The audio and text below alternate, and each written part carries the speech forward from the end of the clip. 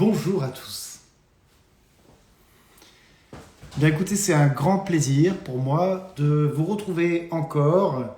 Je suis Julien Allaire, coordinateur pédagogique et chez Vitali Formation, école de naturopathie hygiéniste. On a plein de choses à vous proposer, notamment aujourd'hui, je vais avoir le plaisir de pouvoir vous présenter Benjamin Bouguier. C'est un des formateurs de Vitali Formation. C'est lui qui enseigne chez Vitali la sophrologie, mais vous allez voir, il a une approche tout à fait passionnante et bien à lui de la pratique de la sophrologie, pas n'importe quelle sophrologie. Donc je vous invite à le découvrir. Donc il va pouvoir se connecter dans quelques petites secondes. J'en profite pour vous dire que Vitali Formation est une école de naturopathie qui forme les futurs praticiens naturopathes avec une approche aussi bien hygiéniste que naturopathique et tout le meilleur de l'hygiénisme et tout le meilleur de la naturopathie. Est-ce que vous pouvez me dire si le son fonctionne bien? J'ai mis des écouteurs. Est-ce que quelqu'un dans le chat peut me dire si oui, le son est OK? Comme ça permettra de pouvoir commencer en étant à l'aise. Coucou à tous. Salut Caribou. Ok, super, naturel. Merci beaucoup de m'avoir prévenu que ça fonctionnait correctement. Donc, comme je vous disais, Vitali Formation est une école de naturopathie hygiéniste. On forme donc les futurs praticiens. Et je profite de ce live du coup pour vous partager une information importante, c'est que régulièrement nous organisons au sein de l'école à Toulouse des consultations naturopathiques supervisées, c'est-à-dire que l'étudiant pour faire de la pratique vous propose de vous offrir des séances de naturopathie avec un formateur en supervision pour pouvoir répondre à votre motif de consultation. Donc si vous êtes intéressé pour profiter d'une de ces séances, eh bien vous pouvez nous contacter directement sur l'Instagram de Vitali Formation. Alors je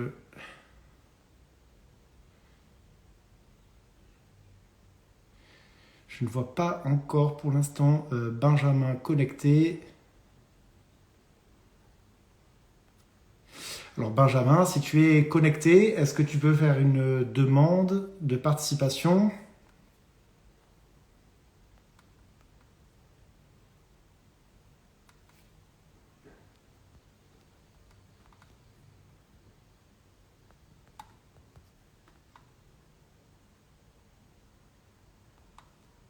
Là, je viens de renvoyer une invitation, Benjamin. Je crois que tu étais connecté avec le compte institut.gem. Est-ce que c'est bien ça?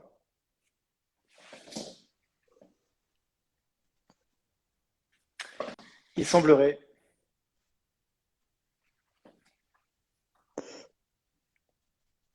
Salut Julien, Hello, coucou Benjamin.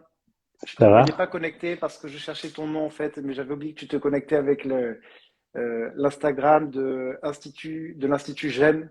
Oui, c'est ça, j'ai pas d'Instagram personnel. Institut GEM que tu viens d'ailleurs de co-créer, mais ça on va pouvoir en parler. Ouais. Bienvenue Benjamin. Donc je venais de faire une petite introduction pour expliquer que tu allais nous retrouver et on va aborder ensemble une thématique que tu as proposée qui est hyper intéressante puisque c'est une thématique autour de l'hygiène émotionnelle. On entend très souvent en fait qu'il faut apprendre à gérer les émotions et toi tu vas proposer quelque chose de complètement différent. Alors, on va quand même pas dire qu'il ne faut pas gérer les émotions, mais tu as une proposition vraiment intéressante. Et si tu le veux bien, je vais commencer par te présenter brièvement pour comprendre un peu ton parcours, d'où tu viens et ce qui justifie que tu puisses développer cette thématique que nous allons partager pendant à peu près 1 heure avec tout le monde. Et si vous avez des questions, tous, eh bien, vous pouvez le faire dans le chat pour qu'on puisse les lire et pour que Benjamin puisse y répondre. Alors Benjamin, toi tu es papa de 2 enfants. Ça fait 7 ans que tu es sophrologue, mais ça n'a pas été ton premier amour. Je parle de la sophrologie. Je parle de la sophrologie. Parce que au départ, en fait, tu étais travailleur social, tu ne trouvais pas complète satisfaction. Enfin, à un moment donné, tu as réalisé que les problématiques venaient parfois d'une mauvaise connaissance de nous-mêmes et tu as voulu aller plus en profondeur pour comprendre du coup comment fonctionner. Tu es tombé sur la sophrologie, tu as fait une formation complète de sophrologie pédagogique. C'est un terme particulier, sophrologie pédagogique. Ouais, C'est pas la ouais, sophrologie classique. non. Donc, tu as fait une formation qui a duré bien 3 ans et qui te permet aujourd'hui d'être praticien de santé. Donc là, tu consacres en fait tout ton temps déjà en tant que formateur chez Vitali Formation, en cabinet également, ton cabinet de sophrologie. Tu développes là actuellement un centre de formation, je crois. Tu es co-créateur, c'est bien ça, d'un nouveau Ouais, centre de formation qui s'appelle l'Institut GEM. Et d'ailleurs, l'Instagram, c'est celui-ci. Donc, si on veut te contacter, on peut te contacter directement depuis cet Instagram de l'Institut GEM, où tu proposes des formations, du coup, pour se former à la sophrologie pédagogique. Mais en fait, tu as eu plein de passions qui t'ont permis d'avoir en fait un regard différent sur l'humain, sur le côté social. Tu as été très investi dans le développement de l'éco-village de Pourgue, où Alex Ferrini, du film Vivante, Régénération, mm, et Elfie, Reboulot, ben, habitent. Donc, on les salue d'ailleurs, on leur fait un petit coucou. Peut-être qu'ils vont se connecter tout à l'heure. Et tu as été aussi très investi, cofondateur carrément, d'une école particulière, enfin particulière, une école pour c'est les enfants. particulier. C'est particulier, c'est atypique. Ouais, ouais. L'école démocratique, où finalement c'est vraiment un accompagnement. Donc il n'y a même pas d'éducation des enfants, puisque c'est vraiment l'enfant qui décide de fonctionner à son rythme et ça demande du coup un accompagnement particulier. Voilà. Et tu as été très investi là-dedans aussi. Donc tu as un parcours qui te permet d'avoir une vision de l'humain, une vision de l'individu qui est riche de tout ce que tu as créé, de tout ce que tu as partagé. Et aujourd'hui, on va développer donc cette thématique de la fin de la gestion des émotions pour laisser place à quelque chose de différent. Est-ce que, en introduction, tu veux dire quelque chose, partager quelque chose, peut-être dire quelque chose que j'aurais oublié et qui te semble important pour te présenter? Merci Julien pour cette présentation. Qu'est-ce que je pourrais dire? Globalement, pour parler de ce sujet aujourd'hui, en fait, oui, j'ai une réflexion et il y a quelque chose qui me suis intéressé particulièrement aux émotions et surtout, j'ai eu beaucoup d'occasions d'en voir beaucoup. Mais en même temps, c'est aussi ce que vit tout être humain et je veux dire, on a tous un super vécu avec nos émotions et voilà. En tout cas, je parle là de ma manière. Enfin, ce qu'on va aborder là, ça va être aussi ma manière qui est arrivée au fur et à mesure de ma compréhension de l'être humain, de la gestion de l'émotion, de la non-gestion de l'émotion. Mais voilà, globalement, je parle en tant qu'être humain avant même de parler en tant que sophrologue ou quoi que ce soit d'autre. Bien sûr. Ben ça, Ouais. c'est hyper important ce positionnement que tu peux avoir qui permet non pas d'être simplement un praticien qui a un savoir, une connaissance et de le partager, mais aussi c'est l'humain en fait qui est au cœur vraiment du partage que tu vas faire. Ben, en fait, ça, c'est ce qu'on retrouve en réalité dans tous les formateurs, par exemple chez Vitali, sont comme ça, c'est-à-dire que ce sont vraiment des individus euh, qui ont cette conscience du vivant, de l'humain, qui ont envie de partager, qui ont envie de co-créer. Et c'est pas juste voilà, un professionnel qui vient dire voilà, ce métier se passe comme ça, c'est les règles du métier.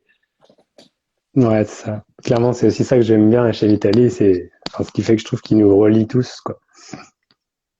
Mm. Alors, cette dynamique-là émotionnelle, la proposition du coup de ne pas avoir à gérer les émotions, c'est parce que qu'est-ce qui va être plus important que... Déjà, est-ce que tu pourrais définir ce qu'est une émotion? On parle parfois d'émotions positives, d'émotions négatives. Moi, c'est un terme toujours qui me gêne un peu parce que j'ai l'impression que c'est des émotions qui sont agréables ou désagréables, Mm. qui peuvent laisser place à euh, du coup tout un tas de réactions euh, parasites, de réactions inappropriées d'état. Je sais pas si on prend la colère par exemple.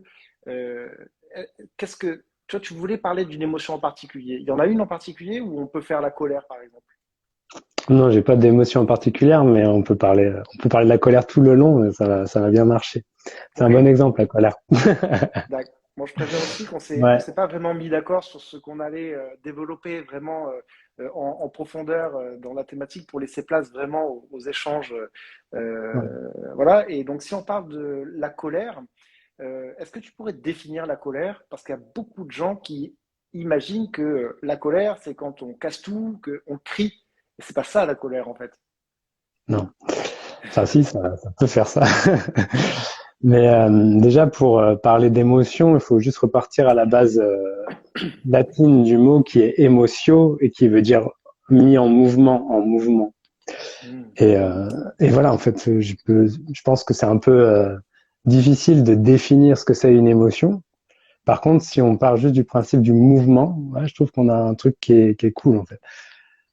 L'émotion, c'est un mouvement à l'intérieur. C'est comme, voilà, il y a un geste qui part, il y a une envie, un élan, quelque chose qui crée du mouvement. Et donc, il y a tout un enchaînement, une réaction en chaîne qui va partir de ça. Et si on part du principe une émotion, c'est un mouvement, ben, un mouvement, ça commence quelque part, ça se développe, et il faut bien que ça se termine quelque part. Et on aborde la notion de émotion positive ou émotion négative à partir du moment où, du coup, il y a une gestion d'émotion qui est envisagée. On veut dire que cette émotion-là, bah, m'intéresse, cette émotion-là m'intéresse pas. C'est comme si, du coup, il y avait un mouvement qui était en train de se faire autour de nous. Voilà. Celui-ci, il a le droit de se faire, celui-ci, il a le droit de se faire. Donc, la gestion de l'émotion qui vient, c'est OK, on dit ce mouvement, il ne peut exister, pas celui-ci. Oui, c'est-à-dire que dans l'inconscient des gens, une émotion agréable, on va dire c'est OK. Une émotion désagréable, on va dire oh là là, je vais bloquer parce qu'on ne va pas se laisser envahir par cette sensation qu'on peut avoir au fond, quoi. Exactement. Et ça veut dire aussi que s'il y a gestion de l'émotion en disant bah celle-ci, tiens, la colère, on va partir sur la colère. Donc la colère, c'est censuré, la colère, clairement. Hein, je veux dire, on a le droit d'être en colère. Certaines personnes la valorisent, mais globalement, c'est pas cool d'être en colère. Potentiellement, on va taper sur quelqu'un, on va crier sur quelqu'un, on va lui remettre plein la tête. Donc tout de suite, colère dit oulala, émotion négative. Émotion négative dit je bloque tout, je contrains pour absolument pas qu'elle continue. Donc le mouvement, donc l'émotion qui est mouvement, hop, commence, se développe un petit peu et hop, ne finit pas. Et là, on arrive dans quelque chose que tout le monde connaît à l'intérieur. Il y a un mouvement à l'intérieur qui est en perpétuel mouvement, qui s'arrête pas et qui, dès qu'il a l'occasion, hop, il essaie de ressortir.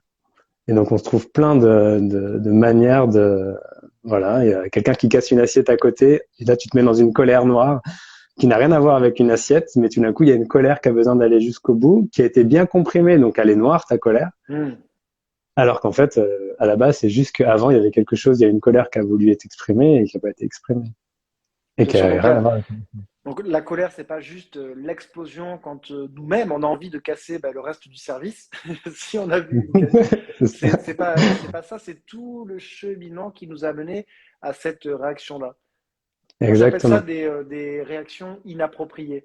Ce que les gens appellent l'état colérique, en fait, où on se met à crier, à exploser. Euh, J'appelle ça une réaction inappropriée. Mais c'est vrai que du coup, c'est tout le parcours qui amène jusqu'à cette réaction. Ouais. C'est tout un ensemble de parcours et il y a des origines à cette colère. Elles peuvent être, par exemple, quand il y a, dans l'environnement, il s'est passé quelque chose qui a fait que cette émotion est née. Il y a peut-être une croyance sur quelque chose qui fait qu'une limite a été franchie. Et donc, la colère, souvent, c'est quelque chose qui va être lié à tout ce qui est de l'ordre de la limite, d'une vision par rapport à la limite. Donc, par exemple, tout ce qui est justice, injustice, Ça crée de la colère parce que du coup, ma limite, elle est arrivée. Où il y a quelqu'un qui vient trop dans ma vie et il vient prendre trop de place, du coup, ça lui demande de faire un petit peu de place.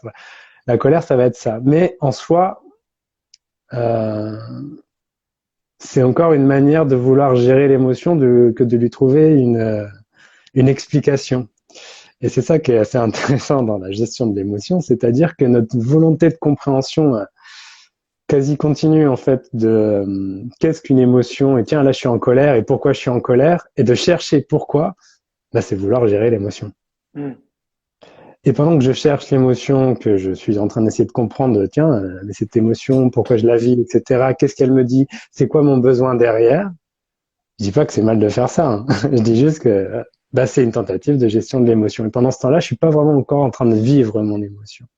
Et oui, c'est pas incompatible, mais en fait, ce que tu dis, c'est qu'on n'est pas obligé de mentaliser un ressenti. C'est-à-dire qu'en fait, Exactement.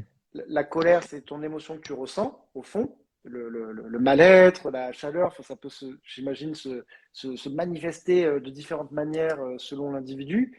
Mais si on cherche à comprendre ce qui se passe, ça fait pas partie de l'expression, ça fait juste partie du mental, d'essayer de comprendre, quoi. Exactement. Et là, on peut arriver vite par rapport à cette notion en fait d'émotion. Si on joue au jeu de vouloir séparer un petit peu la, qu'est-ce que c'est une émotion? Alors, on va dire qu'il y a les émotions, il y a le corps dans lequel on peut ressentir l'émotion, et on va dire qu'il y a cette vision mentale qui est cette vision un peu au-dessus de tout, qui va essayer d'être dans la compréhension. Donc, il y a trois entités. On pourrait dire que le corps, bah, c'est là où tout se vit, que l'émotion, bah, c'est de l'énergie à l'intérieur du corps, et que le mental, en fait, en essayant d'essayer de comprendre tout ça, lui, son job, c'est de faire en sorte que toutes ces émotions qui souvent sont très liées à de la souffrance, par exemple de la grande tristesse ou même de la colère, en fait, qui vont aller se dire, tiens, là j'ai souffert, là ça m'a fait mal, et je veux surtout pas le revivre. Du coup, hop, dès qu'il se passe quelque chose, j'essaye de lui mettre un petit couvercle dessus. Et donc, notamment, chercher l'origine d'une colère, etc. C'est encore une manière de mentaliser pour pouvoir mettre un couvercle dessus pour que tout ça, ça reste à l'intérieur. Oui. Et dans cette relation amusante, c'est que, amusante pour certains, pour ceux qui regardent ça, sinon quand on la vit, c'est pas très drôle. Mais quand on le vit pleinement, on va remarquer que le corps, lui, il veut pas garder l'émotion à l'intérieur. Le corps, il n'accroche pas l'émotion en fait. Dès qu'on voit, dès qu'on est présent à ce qui est en train de se passer, on voit que l'émotion, elle bouge tout le temps. C'est comme si elle s'incrustait nulle part. Par contre, dès qu'on est en train de mentaliser, qu'on est derrière, hop, ça y est, on fait stagner l'émotion quelque part et on fait tout pour qu'elle ne bouge pas. Ça marche aussi en essayant d'essayer de penser à autre chose. Je suis super en colère et hop, je fais autre chose pour essayer de me changer les idées, par exemple. Mais on n'a pas vraiment d'utilité de faire ça, sauf si l'émotion sort trop fort et qu'on sent qu'on a besoin de gérer un petit peu l'élimination, mais c'est pas forcément souhaitable de sortir de l'expression. Bah, c'est pas souhaitable, ça dépend de ce qu'on veut dans sa vie. Si on veut voir ce qu'il y a derrière les émotions, c'est intéressant, c'est souhaitable. Si on n'a surtout pas envie de sentir ce que c'est une émotion et surtout de voir notre souffrance les yeux dans les yeux, ouais, c'est souhaitable de regarder ailleurs. Sauf qu'à un moment, on va y être confronté. Oui, ça reviendra toujours. Ça Si je reviendra parlais un toujours. peu de couvercle dessus, ça me fait penser au couvercle de la cocotte minute, avec toute la Exactement. pression qui est à l'intérieur. Mais cette pression, il faut bien qu'elle sorte, quoi. Ouais, exactement. Et elle sort de par tous les biais possibles. Enfin, on prend l'exemple de la colère, mais on peut prendre l'exemple de la tristesse. La tristesse, toute raison est bonne pour pleurer ou pour se sentir complètement déprimé par un truc, parce que la tristesse qui est à l'intérieur, qui n'a pas été digérée sûrement depuis l'enfance, tu vois, c'est vraiment, ça remonte à loin. Et on s'en fout en fait de quand ça remonte, mais elle est là, tu vois. Oui, Et hop, du coup, tout d'un coup, dès qu'il se passe quelque chose qui fait résonance avec cette émotion à l'intérieur, hop, ça y est, et ça s'active. Et si ça s'active, on est en train de vivre la colère ou la tristesse, etc. Et Ce qui est intéressant, c'est qu'on lui met l'étiquette, ça c'est ma colère, c'est ma tristesse. Et ça, c'est encore une manière de mentaliser qui fait que ça reste bien à l'intérieur. Oui. C'est comme si cette colère, elle était à moi, et comme elle est à moi, bah, je la laisse pas partir. Voilà. Et la question, c'est comment laisser Hmm. partir cette colère? Bah, en fait, en ne faisant rien, en la laissant partir toute seule. Et c'est ça le plus difficile, quelque part, pour nous, en tant que personnes qui s'identifions beaucoup à mon, ma, moi, etc., qui sommes vraiment pris dans ces schémas de qui suis-je? Je suis cette colère, je suis cette émotion, je suis quelqu'un de colérique, je suis quelqu'un de très vivant dans l'émotionnel, je suis quelqu'un de très sensible, par exemple. Bah, c'est qu'en fait, on s'est donné beaucoup d'étiquettes qui font que on laisse pas forcément la colère ou l'émotion partir toute seule. En gros, Oui, le c'est-à-dire mouvement qu'en se fait, quand fait. tu dis qu'il faut rien faire, c'est rien, mais c'est quand même c'est quand même faire quelque chose, c'est-à-dire pas forcément mentaliser l'émotion, ça non, t'as pas besoin de savoir pourquoi tu as l'émotion, parce que tu le ressens, au même titre que tu as mal au genou, tu peux ressentir ta douleur à ton genou sans pour autant réfléchir à où ça peut venir. Et au même titre que si tu as envie si tu ressens quelque chose qui est moins glamour, mais un vomissement, tu as besoin de vomir en fait, tu as besoin de rien faire, c'est-à-dire Ouais. laisser Le moment- sortir. c'est Exactement.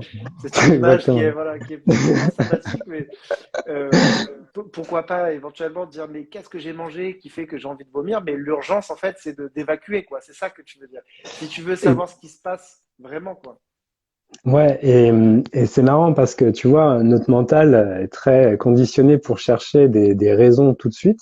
Oui. Donc on est là, enfin, mais là, pourquoi je suis en colère, mais c'est quoi ce bordel, etc. Mais qu'est-ce que j'ai? Tu vois. Et là, en fait, en se posant toutes ces questions, en fait, on est incapable de trouver la réponse. Mais si on laisse la colère aller jusqu'au bout, mais il y a de grandes plus de chances qu'à un moment, la compréhension se fasse plus tard, en fait.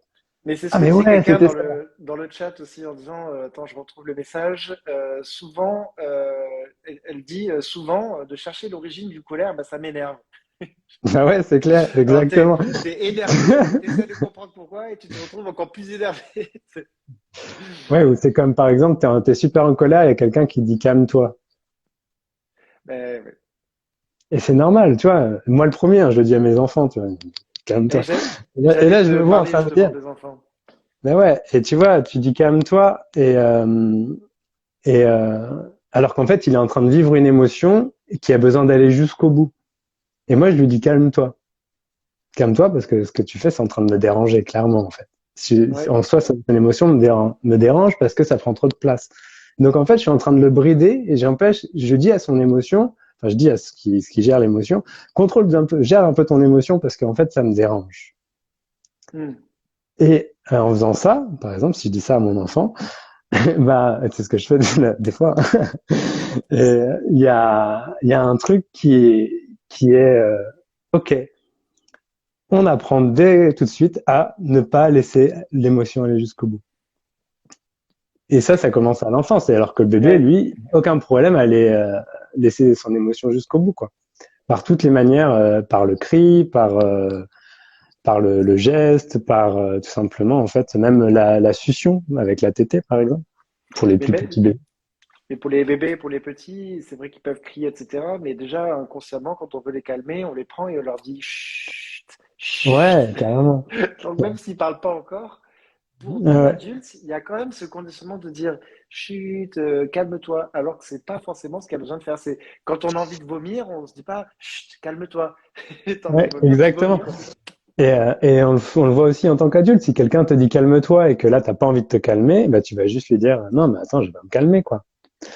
Et c'est un truc marrant, c'est que on voit, si on regarde dans la physiologie du corps, c'est que si on est tendu et qu'on a envie d'être relaxé, bah, la plupart d'entre nous, en tout cas, on va avoir besoin de tendre encore plus le corps jusqu'à ce qu'il lâche. Et c'est ce que font toutes les personnes qui font du sport et qui, du coup, grâce à ça, vont se sentir plus relaxés par la suite.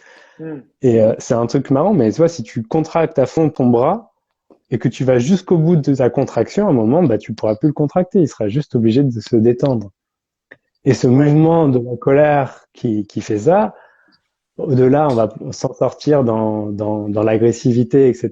Là, on va aborder ça, mais voilà, juste cette émotion qui a besoin d'aller jusqu'au bout, bah, c'est de la laisser tendre tout ce qu'elle a besoin de tendre et de lui apporter notre présence, en fait, notre conscience. Apporter sa conscience, ça veut pas dire que ça doit forcément verbaliser. Ça doit pas forcément gestualiser non plus. Apporter son regard, c'est simplement être présent à ce qui est en train d'être vécu. Et ça, je l'ai vécu aussi avec mes enfants, par exemple. Des émotions fortes parce qu'il en vit tout le temps. Et qu'il a besoin de décharger sa journée, eh bien, il est là, et tu le prends juste dans tes bras, et tu es avec lui, tu es disponible pour lui, pour vivre en fait avec lui ce qu'il est en train de vivre. Tu te retrouves au bout de 20 minutes, une demi-heure, ça y est, il n'y en a plus, il dort et on n'en parle plus, quoi.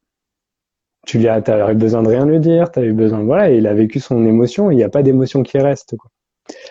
Du coup, ça a été un désapprentissage de tout ce qui est de l'ordre de la gestion de l'émotion chez l'enfant, de la gestion de l'émotion aussi chez moi, du coup. Parce que si j'autorise ça à mes enfants, est-ce que je me fais la même chose? Alors, un petit truc sympa, ça peut être, ok, laissons vivre nos émotions jusqu'au bout. Arrêtons de Justement, pour aller les jusqu'au bout, gérer. il y a quelqu'un dans le chat qui dit ça peut aller loin quand on veut aller au bout d'une émotion et notamment de la colère. Euh, et donc, du coup, tu disais quoi par rapport à ça, justement, dans l'expression et quand tu le mènes au bout de tout ce mouvement-là là. Ouais, le bout du bout, alors ça peut aller loin, si je dois gérer, euh, c'est la question intéressante. Mais alors, le câlin n'est pas un chapeau sur l'émotion? Ben, ça peut, oui. Si on fait un câlin à notre enfant à chaque fois qu'il a besoin d'exprimer un truc pour lui dire non, t'inquiète pas, c'est bon, t'en fais pas, je suis là, etc. Ça peut être un chapeau. Mais si après c'est une présence qui est aussi une forme de câlin, de le prendre dans les bras et de le vivre, ben non, du coup c'est un livre court. Ça dépend de l'intention du câlin, on va dire. C'est ça. Et puis, Ouais. ça peut être aussi, quand c'est l'émotion colère de l'enfant, de dire ben là, tu es en colère, tu as envie de taper du pied. euh, Parce que bah, tu ressens ce que tu ressens par rapport à la situation. Et quand tu auras passé ta colère, si tu veux, tu pourras venir et puis on fera un câlin quand Ouais. elle sera exprimée. Exactement. Ouais. Et du coup, tu peux être présent et disponible sans forcément intervenir, par exemple. C'est ça. Tu n'es pas obligé d'être dans le contact tout le temps. Et si on prend comme exemple aussi en tant qu'adulte, en fait, globalement, toute cette gestion des émotions, elle est faite parce que globalement, c'est qui que ça dérange quand quelqu'un vit une émotion, bah, c'est nous-mêmes. Si quelqu'un se met en colère à côté de toi et qu'il est vraiment en furie, il est en colère, Mm. la seule personne qui est dérangée, enfin, c'est toutes les personnes autres parce que l'autre, il est juste en train de vivre son truc. Et on a créé tout un cadre social et voilà qui dit oh là les colères, mollo quoi. Et ça, c'est super intéressant parce que si on remet ça un petit peu en question, on en arrive à vivre nos émotions de manière différente. Et notamment, je vais faire un parallèle avec tout ce qui est de l'ordre de la gestion et la médiation du conflit. Dans les médiations de conflit ou dans la gestion de conflit, eh bien, on se retrouve vite à avoir de la colère qui sort. Voilà. Donc, il y a des outils de médiation de conflit qui utilisent la compréhension, de poser des mots dessus, des besoins dessus. Et il y en a d'autres qui invitent, on va dire, à laisser sortir ce qui a besoin de sortir comme ça vient. Par exemple, moi, j'ai été facilitateur de cercles restauratifs. Et dans un cercle restauratif, c'était un outil qui a été inventé pour bosser dans les favelas. Donc, dans les favelas, autant dire qu'on va pas parler de gestion des émotions super tranche, voilà, communication non violente, etc. Ouais. On aborde le truc, on crée un cadre, un process. Et donc, du coup, à un moment, si ça se dit des insultes, ça se dit des insultes. Bah, c'est OK. Mais là, sauf que là, on a créé un cadre où c'était possible et que du coup, il y a une sorte d'autogestion et de co-responsabilité qui se met en place.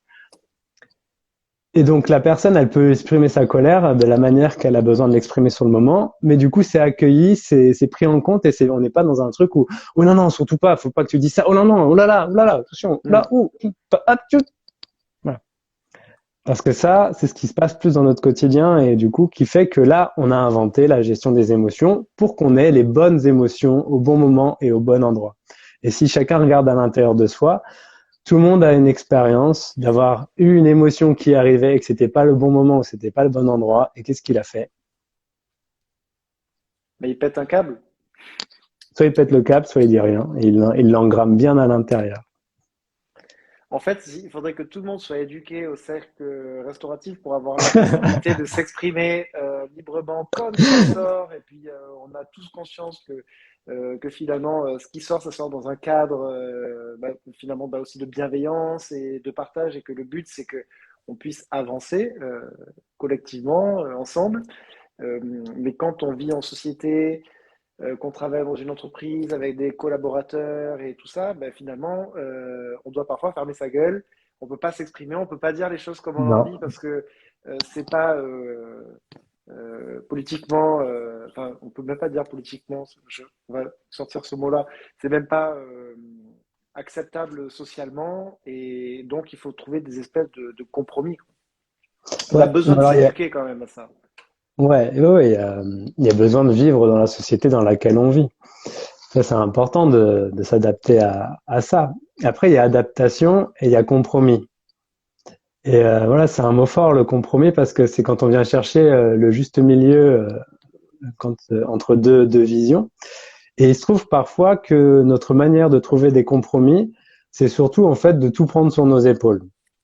Et oui. Et combien de fois, en fait, on s'empêche de laisser aller au bout cette émotion et que du coup, aussi, ce qui va générer cette émotion, alors que si elle était exprimée au bon moment, au bon endroit, et c'est possible de créer le bon moment au bon endroit, et même dans une entreprise, d'aller jusqu'au bout, même si ça nous fait grave les boules de le faire, parce que du coup, on se dit qu'il y a des conséquences, etc. Combien de fois on fait ah, ça y est, je me sens soulagé et qu'est-ce que j'étais content en fait d'avoir osé le faire parce que c'est dit, c'est fait et en fait je vois bien que ça a eu un impact en fait assez fort pour l'autre personne parce que lui aussi ça lui parlait en fait ce que j'étais en train de dire. Mais avant je Bien me suis sûr. mis tellement de freins, tellement de barrières que je me suis pas laissé aller au-delà par souci en fait de compromis et de bienséance de gestion des émotions. Et oui, c'est plus adapté, c'est plus juste, effectivement. C'est-à-dire en gros ton émotion au-delà de lui trouver une explication, elle est là. Et oui. Elle est là. Donc, du coup, tu vas faire quoi? Tu vas faire comme si elle n'était pas là. C'est ce qu'on fait la plupart du temps. Ou alors, on la prend là, maintenant, on la vit et on voit où est-ce qu'elle nous emmène. On ne sait pas où est-ce qu'elle nous emmène. On voudrait savoir. Donc, si on se dit, tiens, là, elle m'emmène à tel endroit. Ok, j'avance au radar petit à petit. Oh là là, ça va me demander d'aller dire ça à telle personne. Oh là là. Ok, mais je le continue, je la suis, je suis. Je fais confiance à ce qui est en train de se passer. Je vais bien voir, en fait. Il y a que de la surprise, que de la découverte. Ça se trouve, ça va mal se passer. Ça va être ok aussi. Mais si, par contre, je rentre dans la gestion de mes émotions, je vais tout de suite rentrer dans un truc qui va soit le bloquer, soit de le faire sortir filet petit par petit filet, etc. Ça va faire ce que fait très bien le corps, en fait. Ça va le dispatcher au bon endroit. Ça va faire comme avec les toxines, par exemple. Euh, le corps va le répartir, va faire en sorte que ça ne prenne pas toute la place dans le quotidien. Donc, ça va aller se mettre, par exemple, je sais pas, la colère, ça va être très lié à tout ce qui va être viscère, foie, par exemple, ou intestin, et voilà, plexus solaire. Et là, ça va juste être une présence qui va faire, qui peut avoir vraiment beaucoup d'effets aussi sur les maladies psychosomatiques ou tout ce qui va être derrière symptômes et Et voilà, c'est vrai c'est que l'émotion qui n'est pas exprimée, qui sort pas, elle reste dans notre corps comme, enfin, sous forme de miasme. Ça fabrique des toxines, en fait, bah ouais, ça crée. En et fait, c'est qui comme si rendent une malade. énergie. Bah ouais, c'est comme si t'as. En fait, ça participe dans une vision, on va dire, holistique de la santé. C'est une des énergies qui va rentrer en jeu dans le fait qu'il y ait des maladies à tel ou tel endroit. C'est comme, voilà, si on reprend cette image du mouvement, donc c'est comme un mouvement perpétuel, on va dire un micro-vortex qui va se caler dans un endroit. Et donc, se caler à cet endroit-là, il va créer, on va dire, un déséquilibre qui va avoir un effet à la fois sur la partie physique, mais aussi sur la partie mentale, puisque l'émotion, Mhm. il fait bien le pont entre les deux. Donc, on va avoir des pensées psychiques, enfin, on va avoir tout un ensemble de pensées, d'humeurs, etc., qui vont être liées à une émotion. Et en même temps, on va avoir des symptômes physiques qui vont apparaître.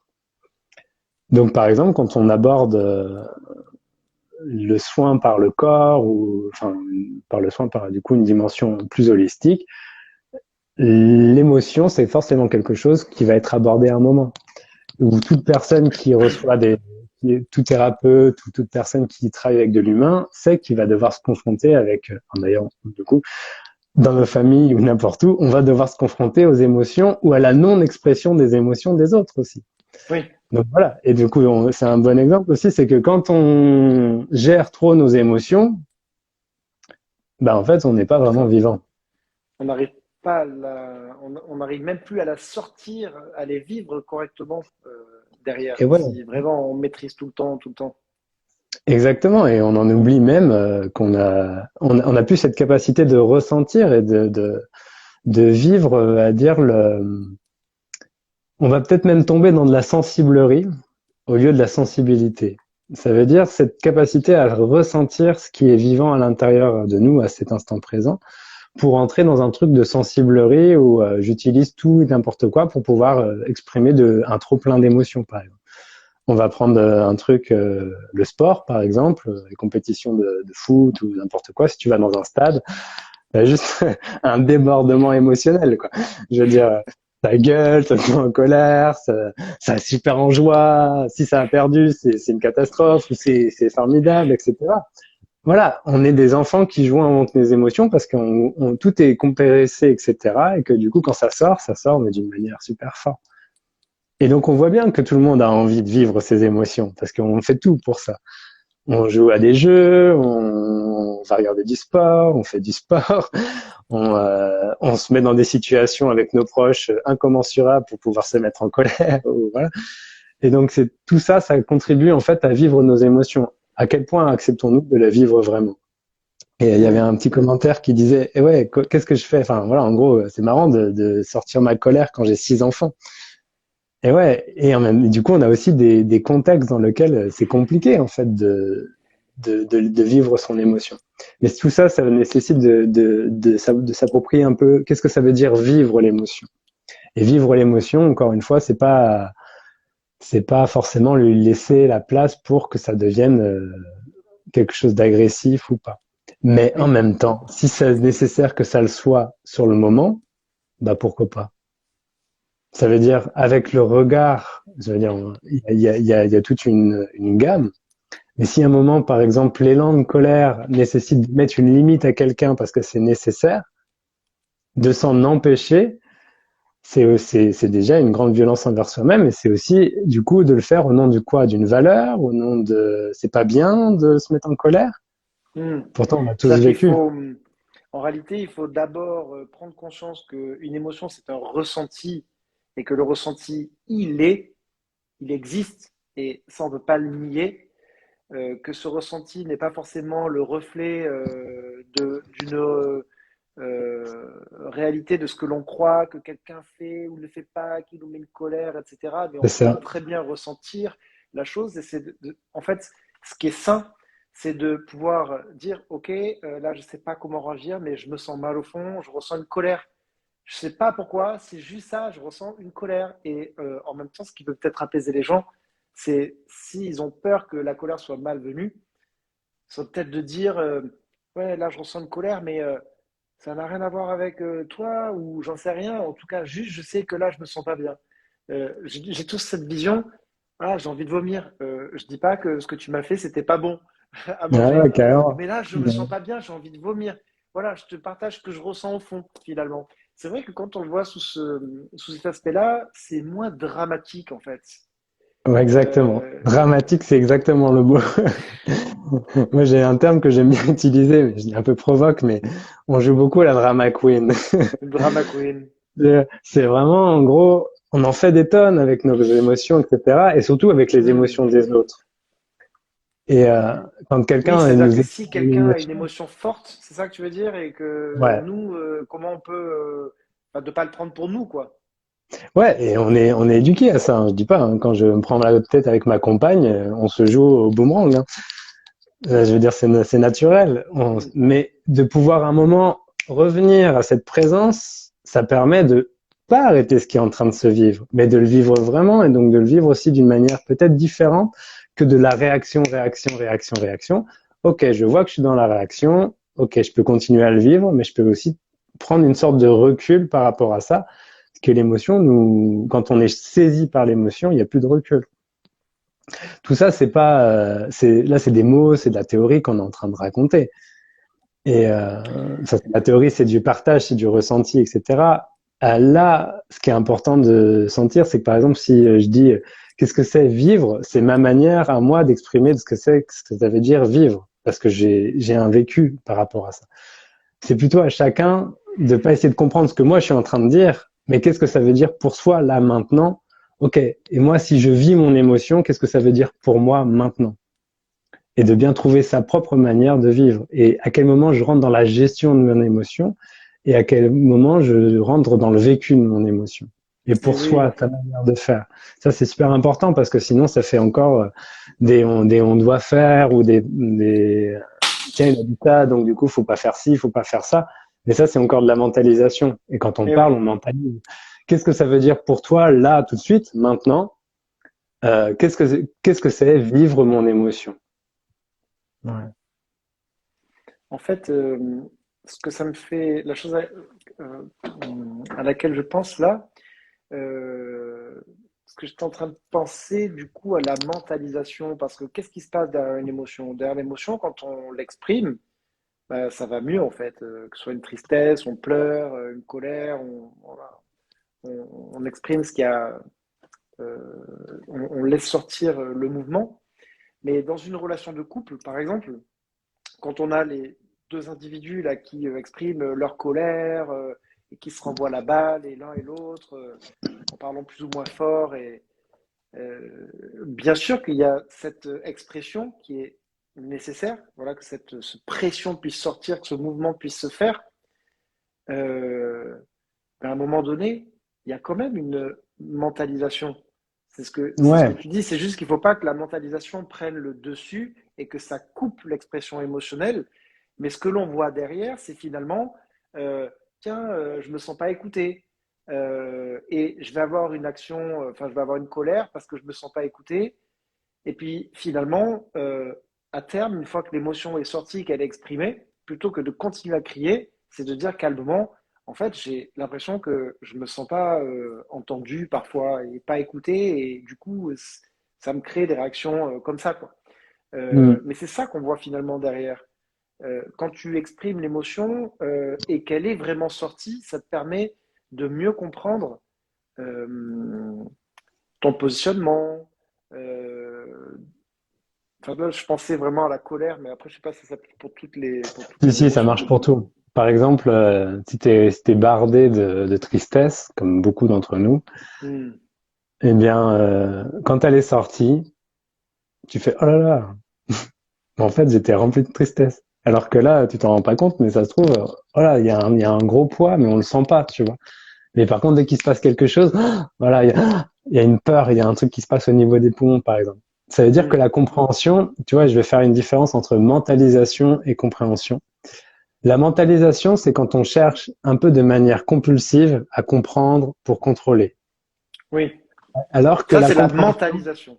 Okay. ouais, voilà. Alors qu'on va dire que la compréhension, c'est quand toutes les pièces du puzzle, elles se sont mises au bon endroit et que le puzzle est terminé, on a une vision claire du puzzle.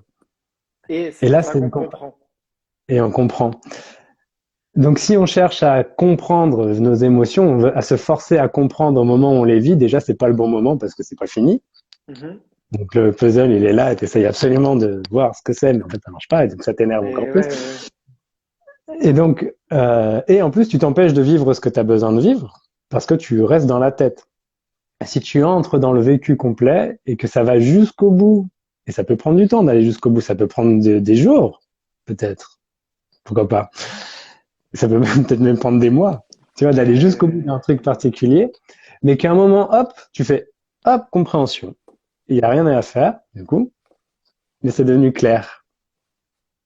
Et ça, c'est intéressant, en fait. C'est cette différence entre la mentalisation, on va dire, compulsive, qui empêche l'émotion d'être, de vivre, et qu'une fois que ça a été jusqu'au bout, une fois que tu as lâché, que tu as laissé aller le truc tout seul, et que tu lui as accordé toute ton attention, etc., on va parler après de ce que ça veut dire accorder son attention, et ben là, du coup, il y a clarté qui se fait tout seul.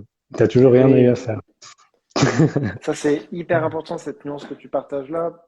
Ça permet de bien faire la différence, du coup, entre le mental qui va s'imposer et qui va tout couper là au niveau émotionnel. Et donc, là, c'est pas juste pour l'expression émotionnelle et pour son mouvement.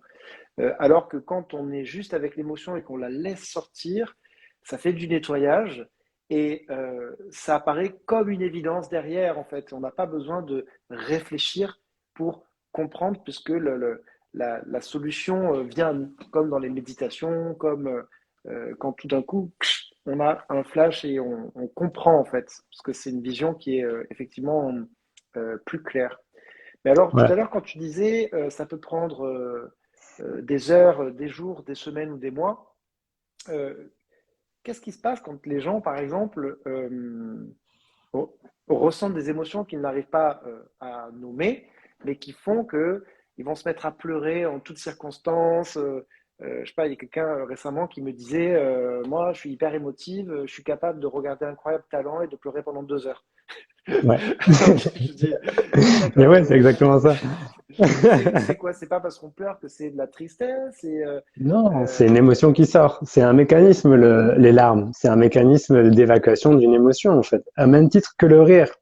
Combien de personnes, peut-être qu'il y en a ici qui écoutent le live, dès qu'ils ont une émotion forte, ils commencent à avoir un rire, un truc un peu, tu vois. un rire un peu C'est, gêné. ouais, ouais, ou alors avoir des éclats de rire très forts aussi. Donc c'est un Ouais. mécanisme, en fait, d'émotion. Un autre mécanisme, ça va être de bâiller et d'être dans une dans une torpeur, en fait. Par exemple, vraiment d'avoir des grands bâillements très forts, c'est pareil. Ça fait, c'est ce mécanisme d'évacuation, on va dire, naturel de l'émotion. Et peu importe en fait pourquoi, on a l'impression que c'est parce qu'on regarde un incroyable talent qu'on va pleurer. Mais en fait, c'est parce que on trouve cette excuse-là pour se sentir en Enfin, c'est pas un processus conscient, c'est un processus inconscient de se mettre dans cette disposition-là et que dans cette disposition-là, devant ma télé ou un truc comme ça, c'est ok s'il y a des larmes qui coulent parce que bah voilà, c'est un moment où je peux le faire. Et donc du coup, c'est à fond les ballons parce que bah, là, tu peux. Alors que dès que tu rentres dans un endroit où potentiellement il y a de l'émotion, hop là, tu le fais plus. Et oui. Et ça, c'est vrai que c'est hyper agréable parce que quand on sait qu'on peut se lâcher, qu'on peut pleurer sans mentaliser, sans chercher à comprendre, avec une musique qui nous fait pleurer, avec un film qui fait pleurer, avec un souvenir qui fait pleurer, c'est un exercice de détox émotionnel finalement. On fait C'est ça. sortir l'émotion. Ouais. Alors voilà, tu vois, ça te fait un bon parallèle. Du coup, il y a des techniques aussi de libération émotionnelle. Il y en a plein, il y en a qui sont plus ou moins douces, etc. Et oui, ça marche aussi avec le sourire. Du coup, un gros gloups parce qu'il y a une émotion qui est en train d'essayer de monter et on a un grand sourire gêné et en fait, on est en train de bloquer toute la mâchoire et le cou pour pas que ça continue de sortir. Et peut-être avec les sourcils qui montent, tout ça.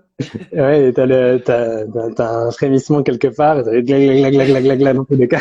Et là, tu fais, non, non, non, pas ça, faut pas que ça bouge. Moi, j'ai déjà eu une crise d'angoisse devant 100 personnes. Je peux vous assurer que la tentative de contrôle de tout ce qui est en train de se passer et en même temps de avoir le choix d'avoir le corps qui tremble et tout ça, ça fait un ménage détonnant pour le mental qui est en capacité de comprendre alors que l'émotion, elle sort et que t'as pas le choix, quoi. Et en plus, tu veux pas parce que du coup, t'as le regard des autres et tout ça, c'est un traumatisme fort alors qu'en fait, c'était tout à fait naturel que cette émotion, elle sorte à ce moment-là et que j'ai tout fait pour qu'elle sorte à ce moment-là aussi, quoi. Et Oui, là, les techniques de libération émotionnelle, il y a plusieurs approches, mais on va dire que si tu veux libérer une émotion parce que tu veux pas de cette émotion à l'intérieur de toi, c'est que tu es encore en train de gérer l'émotion. oui. Tu décides que cette émotion, la colère que tu ressens en ce moment, c'est pas bien. Et donc, du coup, tu veux pas de cette émotion, donc du coup, tu vas aller la libérer. Mais tu peux pas la libérer parce que déjà, tu considères qu'elle est pas bien. Donc, du coup, tu n'es pas vraiment en train de la vivre. Parce que tu lui poses une étiquette dessus. Tu es déjà en train de la mentaliser. Tu veux la rejeter. Et on voit bien qu'en rejetant une émotion, ça marche pas. La vivre, du coup, on peut parler un peu plus de ce que c'est vivre une émotion. Vivre une émotion, c'est déjà de lui accorder toute la place dont elle a besoin. Mm. Et ça, c'est nos vies ne nous conditionnent pas à le faire. Ça veut dire, voilà, si ça doit demander le temps que ça prend, on ne sait pas le temps que ça va prendre. Donc du coup, est-ce que là, je peux être tout seul avec moi-même ou avec ce que je suis en train de vécu pendant ce temps-là? Ensuite, ça va être de lui accorder donc l'espace et de lui accorder notre attention. Et comment on observe beaucoup les attentions? Ça va être en regardant là où ça résonne dans le corps, par exemple. Donc, bah voilà, on va sentir une chaleur, comme tu disais tout à l'heure, ou il y a un papillon dans l'épaule, ou on sent qu'il y a une vibration quelque part, et de lui accorder toute notre attention, ça va nous permettre de voir que ça se déplace, et puis on va sentir des tensions, souvent au niveau de la gorge. Voilà, on va sentir qu'il y a des endroits qui commencent à frétiller, peut-être des larmes, etc. Et De la chaleur. ouais, on va sentir une tension à certains endroits, on va sentir une contraction à d'autres. C'est de lui accorder toute notre attention. Donc vivre une émotion, c'est de lui offrir l'espace qu'on a. On pourrait dire que aimer quelque chose, c'est aussi lui donner l'espace pour que ça existe. Donc on pourrait dire que vivre ou aimer, c'est la même chose. On offre l'espace pour que ça existe. On n'empêche pas que ça existe. Du coup, on lui met pas d'étiquette dessus. Et si on voit qu'on met étiquette dessus, il suffit juste de prendre conscience qu'on met étiquette dessus. Et du coup, voir la colère positivement, c'est encore mettre une étiquette dessus. Parce que du coup, positivement, ça veut dire qu'elle est forcément ou négative ou positive. Donc si je la vois positivement, je lui colle déjà potentiellement l'étiquette de négativement aussi. Je joue au jeu de la dualité ou de la jeu du pile et des faces.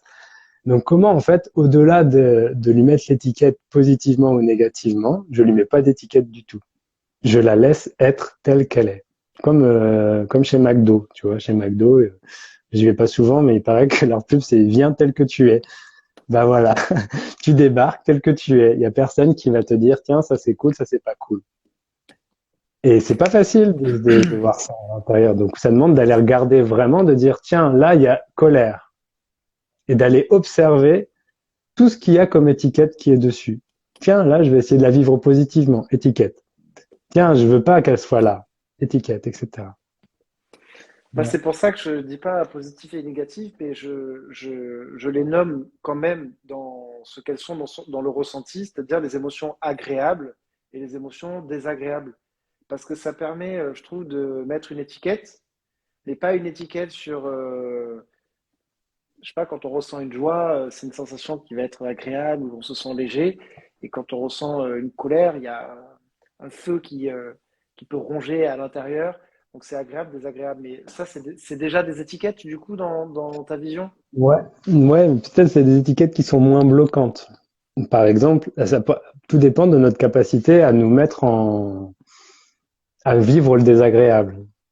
Ouais. Parce que vivre Oui, l'agréable, c'est ce qu'on recherche, tu vois. Mais est-ce que tu es capable de vivre le désagréable? Parce que c'est pas agréable d'avoir une tension là.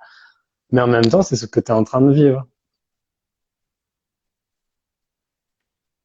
ouais. Et ouais. Faut- C'est ce que tu es en train de vivre. Est-ce que tu peux rester avec le fait que ce soit désagréable? Tu sais, quand tu es chez le dentiste, c'est pas très agréable de se faire charcuter la bouche. Voilà. Pourtant, on le fait. Tu vois, c'est pas agréable. Est-ce que on le fait du coup en essayant de penser à autre chose, ou alors est-ce qu'on le fait vraiment d'être vraiment là avec le fait qu'on sent bien la roulette, etc. Ou là maintenant c'est juste de se sentir ouvert aussi à ce que la vie, on va dire, si on veut parler comme ça, nous propose aussi des choses qui sont pas agréables. Genre tu parlais de vomir tout à l'heure, c'est pas super agréable de vomir, mais peut-être que Oui. quand on a l'habitude de vomir, ça va, tu vois. Donc en gros, plus on pratique le fait d'être ouvert et de vivre les choses et de vous vivre l'agréable comme le désagréable, bah plus ça devient simple en fait. Oui, parce qu'il y a un côté, quand on comprend le mouvement des émotions et qu'on laisse cette expression, il y a une forme de côté agréable finalement.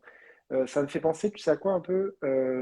La sensation agréable qu'on peut vivre pendant le jeûne, l'absente, quand on arrête de se nourrir pendant X temps et que notre corps se met à bouger, qu'on peut avoir des symptômes, on peut ressentir un manque, une envie de manger. Il y a une forme un peu désagréable, mais en même temps, c'est aussi agréable de sentir son Et corps qui ouais, bouge, de sentir euh, son corps qui s'exprime. Et ben finalement, avec les émotions, c'est aussi un peu pareil. ouais, Euh, de la laisser sortir, de la laisser s'exprimer, et même si c'est désagréable, il y a le côté agréable d'accepter de laisser sortir quelque chose qui est. ouais. Et agréable, désagréable, c'est comme positif et négatif, c'est les deux faces d'une même pièce. Quand tu joues à l'un, tu joues forcément à l'autre. Mm. Il y en a qui l'ont compris, ils ont appelé ça le sadomasochisme. C'est-à-dire, tu vois, il y a des gens pour qui, une personne lambda, se faire taper sur les fesses, c'est pas agréable du tout. Et pour d'autres, c'est agréable. Mais il y a un truc avec le fait de devenir désagréable. On n'aime pas vivre des situations désagréables, mais par contre, instinctivement, on se met dans plein de situations qui sont pas agréables, et si on regarde bien, ben, on a tout fait pour y être. Mm. Parce que, par exemple, on a fui l'agréable ou qu'on l'a tellement recherché on s'est aussi coltiné le désagréable. À force de jouer au fait d'agréable dans la nourriture, je cultive, je me mangeais que agréable, que agréable, que agréable. Très sucré, par exemple, pour moi, si c'est ça qui est agréable. Je me retrouve avec quelque chose de très désagréable parce que je suis complètement constipé, parce que ça va pas du tout à l'intérieur. Et du coup, c'est en jouant à l'agréable que que je me coltine le désagréable. Mais c'est encore des manières de regarder, tu vois. C'est encore un point de vue mental. Au moment où tu vis l'émotion, et si tu le vis pleinement, que tu portes toute ton attention dessus, bah, tu vas voir que tes pensées, elles peuvent être là, mais voilà, elles n'ont pas forcément le pouvoir de tout bloquer, quoi. Et ça, c'est super intéressant parce qu'on voit que les pensées peuvent être là, mais sans que la mentalisation, elle prenne toute la place. Et puis des fois, elle prend toute la place et c'est OK aussi. Voilà, ça se passe comme ça. Puis après, on revient sur l'émotion. Ben, c'est tout un voyage. Ouais, et du coup, il y a une question qui était intéressante. Elle disait, est-ce que la sophrologie permet d'intégrer tout et de laisser plus liberté à ses émotions? Bah, la sophrologie, on va dire, en tout cas, la sophrologie que moi je connais plus, c'est la sophrologie pédagogique, c'est d'apprendre à rien faire, de réapprendre à rien faire ou de désapprendre à faire, on pourrait dire. Et donc, en fait, c'est comment tu reviens à la conscience de ce qui est en train d'être vécu maintenant, à voir les choses telles qu'elles le sont vraiment. Et à partir de là, ça va aussi te laisser la place pour intégrer les émotions. Et donc, intégrer les émotions, c'est qu'il y a du mouvement qui va en venir dedans. Par exemple, aux étudiants de Vitali, je propose un module de relaxation psychosomatique. Et dans la relaxation psychosomatique, tu vas te retrouver 20 minutes où tu es juste détendu. Et là, tout d'un coup, il y a des étudiantes qui commencent à avoir des grandes émotions qui montent. Ben ouais, tu fais rien. Et donc, ce qui est vivant à l'intérieur de toi commence à se réactiver pour pouvoir être vécu. Et donc, si à un moment tu bloques, bah, tu bloques. Mais si à un moment tu apprends on va dire apprendre, c'est un grand mot, mais si tu vois l'intérêt de laisser le truc aller jusqu'au bout, ben, l'émotion va jusqu'au bout. Moi, je l'ai vécu et le jour où je faisais des crises d'angoisse et quand j'ai commencé la sophrologie, je me suis rendu compte que j'étais angoissé alors que je ne savais pas du tout. Pendant 3 semaines, j'ai vécu cette angoisse forte, etc. Je me suis plongé dedans vraiment. Quand elle a lâché, j'ai eu mon ventre qui a fait clon. J'ai eu un ventre libre qui prenait toute sa place avec un sentiment de bien-être qui me mettait juste en contraste qu'avant j'étais pas du tout bien dans mon ventre, quoi. Eh ouais. Une sensation qui a duré plusieurs jours de je respire. Ouais. Et alors qu'avant, tu m'aurais posé la question, je t'aurais dit mais non, tout va bien. Tu vois. Et ouais, complètement. C'est vraiment passionnant tout ce que tu partages. Là, on arrive au bout de notre live. Avant de parler un peu de ton actualité, parce que tu viens de créer aussi euh, une école de sophrologie, de co-créer un centre de formation à la sophrologie. Ouais. J'aimerais bien que tu puisses partager deux, trois tips, des conseils que les gens pourront utiliser, s'approprier, qui permettent plus facilement l'expression émotionnelle. Est-ce que tu pourrais donner des tips Ouais. qui facilitent cet exercice? Ouais. Alors, je vais donner 3 tips. Le premier, en fait, c'est quand bon, voilà, tous ces tips, ils demandent quand même un minimum que tu prennes le temps un peu pour toi. Ça veut dire, par exemple, tout à l'heure, une personne disait, ouais, si j'ai mes 6 enfants, etc., ok, ouais, il va falloir que tu trouves des astuces pour que même si tu as tes 6 enfants quelque part, que ton attention elle soit centrée sur toi. Ou alors que tu inclus tes enfants dedans, par exemple. Mais le premier tip, c'est un truc que tout le monde a déjà fait dans sa vie, enfin je pense. Tu mets la musique à fond. Tu as une émotion, il y a quelque chose, voilà, voilà, tu te mets de la musique émotionnelle, si tu as envie de tristesse, tu mets de la musique super triste, tu mets de la musique où tu as envie de bouger, tu mets là. Et tu laisses le corps, la voix, tu y vas, quoi, tu lâches, quoi. Tu fais ce que tu fais quand tu fais la fête, voilà, que tu as envie de te défouler. Tu te mènes chez toi, tu t'enfermes, tu chantes, voilà. Et Ça va plaire aux voisins. voilà, les voisins, tu les invites si tu veux.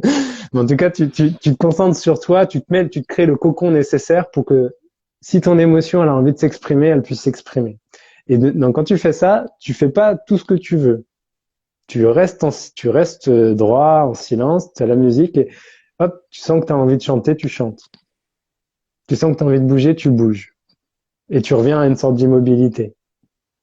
Comme tu te laisses pas embarquer dans un schéma un peu répétitif, tiens, là j'ai envie de faire ça, etc. Non, tu suis ce que ça veut dire à l'intérieur, de la manière dont ça veut s'exprimer. Et ça se trouve, ça va t'emmener à danser sur les tables, bah tu danses sur les tables. Si tu as envie de marcher sur la tête, tu marches sur la tête. Si tu te casses la figure, tu te casses la figure. Voilà. Et tu vois où est-ce que ça t'emmène, mais tu pars à la base de quelque chose, d'un ressenti intérieur et pas d'un quelque chose d'extérieur. Voilà. Ça, c'est le premier tip. C'est un truc cool. Tu mets la musique, tu danses, tu chantes. Si tu as envie de boxer dans l'air, tu boxes dans l'air, etc. Et tu Et laisses venir. voilà, tu laisses sortir. Voilà. Dans le bouddhisme, ils appellent ça, cette énergie, le latihan. C'est-à-dire, tu restes immobile et tout d'un coup, tu as cette énergie qui t'emmène quelque part et tu sais pas où est-ce que ça t'emmène. Et créer de la musique forte, voilà. Bah, tout le monde a déjà vécu le fait d'être un peu triste et de mettre de la musique et tout d'un coup, il commence à avoir une envie de tristesse et bah, tu joues à ça. Tu joues à ta tristesse. Tu joues à C'est la le tristesse. jeu, viens, on pleure. Ouais, voilà, carrément. Et du coup, dans ce jeu-là, tu peux même faire semblant de pleurer. Ouais, c'est trop bien ça, Tu ouais, fais. j'adore. Ouais, voilà, il y a un moment, tu sais pas où est-ce que ça commence, mais ça risque d'y aller. Tu peux le faire ça avec un casque si tu as des voisins qui sont très proches. Et à un moment, bon bah voilà, hein, exprimer tes émotions. Dis-toi aussi que si tes voisins entendent toutes tes émotions, ça peut aider à tes voisins à prendre conscience qu'ils ont aussi des émotions à l'intérieur. Et deuxième tips, on va appeler ça ne rien faire. Tu as une émotion, tu sens qu'il y a une émotion. Même si tu es au milieu de ton salon avec tes enfants, tu t'allonges. Tu t'allonges là où tu es. Donc, si dans le métro, évite de t'allonger. Tu fais Tu te ça fais quand même dans un piétiner. endroit un peu sécurisé. Mais allonge-toi, reste immobile et prends conscience de tous les micro-mouvements de ton corps qui sont générés par cette émotion. Il y a une méthode qui s'appelle la méthode Tipeee. J'ai oublié ce que ça veut dire Tipeee. Mais dans ces méthodes Tipeee, ils te disent que si tu observes comme ça toutes les sensations de l'émotion, ça dure en général 2 minutes, 3 minutes. Et l'émotion, elle a le temps d'aller jusqu'au bout. Tu vas peut-être même sentir que ça frétille là, ça frétille là, ça frétille beaucoup au niveau de ta mâchoire. C'est que l'émotion est en train de sortir. Ça se passe beaucoup au niveau de la mâchoire. Hein. C'est un mouvement primaire. C'est de la succion, de la tétée. C'est pour exprimer les émotions. Voilà, Ça, ça ça c'est le veut dire deuxième. que, en fait, dès que tu sens que tu as une émotion, euh, la réaction, c'est de dire, OK, j'ai la possibilité de m'allonger, T'allonges. donc je le fais, on s'allonge, et en fait, on attend au moins 3 minutes, et juste on essaie de penser à rien, et on laisse voir les mouvements corporels, quoi. C'est ça? Ouais, En fait, on ressent le corps. tu ressens le corps, comment il est en train de s'exprimer. Tu te focalises pas sur les 2, 3 minutes, ça, tu verras. C'est le temps que Oui, ça dure. OK. Voilà. Voilà. Ça, c'était une technique qui était enseignée par un swami indien qui s'appelait Swami Prajnandat, qui était le maître de pas mal d'occidentaux, dont Arnaud Desjardins, pour ceux qui connaissent, Ouais, qui appelait ça le lying. Voilà, tu te allonges, OK. tout simplement. C'est une méthode qui est vraiment. Est-ce qu'on doit faire beaucoup d'études pour apprendre cette méthode-là? C'est très simple, c'est très humain. Voilà, et donc ça marche très bien C'est aussi. les meilleures techniques en fait. Voilà. Et dernier tip, c'est tu offres voilà là, on va parler d'un moyen d'expression. On a utilisé le corps, la voix, et là, tu prends un papier, un crayon, tu prends un stylo, et tu commences juste à écrire en mode kilomètre, kilomètre, kilomètre. Et à un moment, tu commences à donner ton stylo à l'émotion qui est en cours. Et voilà. Si elle commence à écrire des insultes, elle écrit des insultes. Peu importe ce qu'elle écrit, pas pour comprendre, juste pour que ce qu'elle a à dire soit exprimé. Et tu vois ce que ça fait. Les mots qu'on va poser sur papier, c'est ce qui va permettre en fait une libération émotionnelle. Bah, c'est-à-dire, c'est notre manière de laisser. C'est comme si tu te mettais à l'écoute de ton émotion. Et du coup, c'est un système, un peu un biais cognitif pour dire, OK, vas-y, je t'écoute. Je te porte mon attention. Quand tu te mets à l'écoute de quelque chose, tu portes l'attention et donc du coup, tu écris ce qu'elle dit. Voilà. Elle dit pas vraiment quelque chose, hein. Mais c'est pas grave. Si ça dit, voilà, ça a envie d'écrire des insultes, etc., bah, Oui. ça écrit des insultes. Si t'as envie de Faut parler savoir de. que pour ce Vas-y. tips, en fait, il faut pas imaginer que ça va avoir du sens. C'est les mots qui viennent, même si c'est complètement décousu, c'est ça finalement, quoi. Ouais. Le but n'est pas d'écrire un texte qui va être publié Non, ou c'est du partagé, quoi. kilomètre. Ou dessiner, ça marche aussi. Peu importe, l'important, c'est d'offrir un média à l'émotion.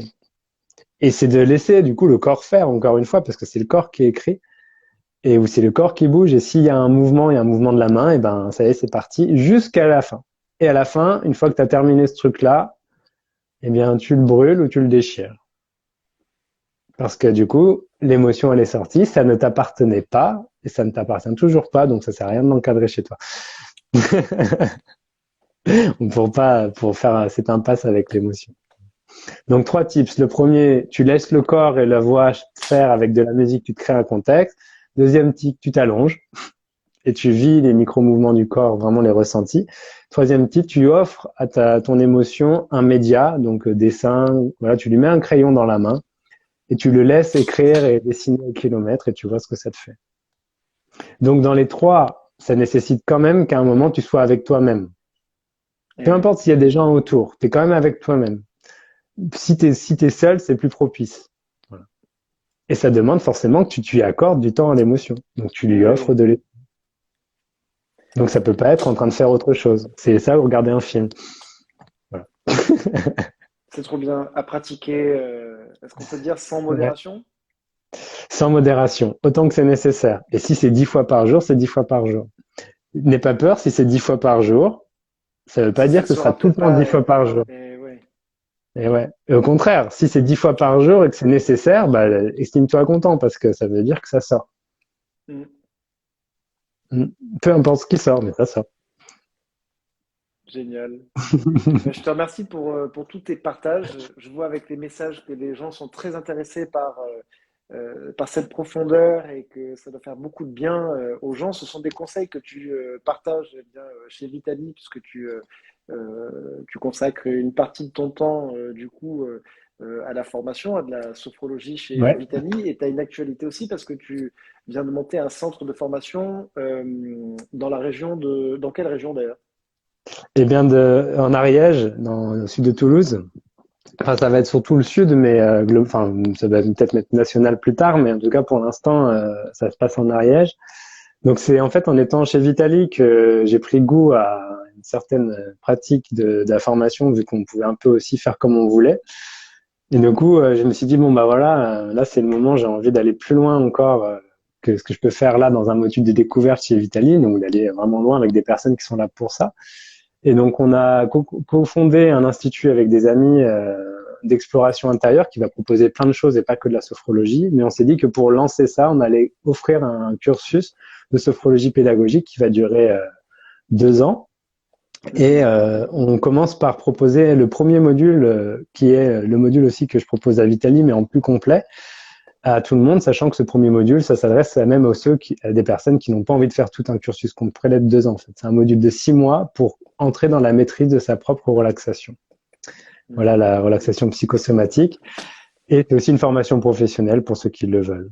Voilà. Et donc ça commence à fin avril et là on est en ce moment en train de faire la com dessus. Et ce soir il y a un webinaire, si ça intéresse des gens, de 19h à 20h pour une présentation de ce module. Voilà, on trouve toutes les infos sur l'Institut J'aime. J'aime, G-E, Ouais, 2-M-E.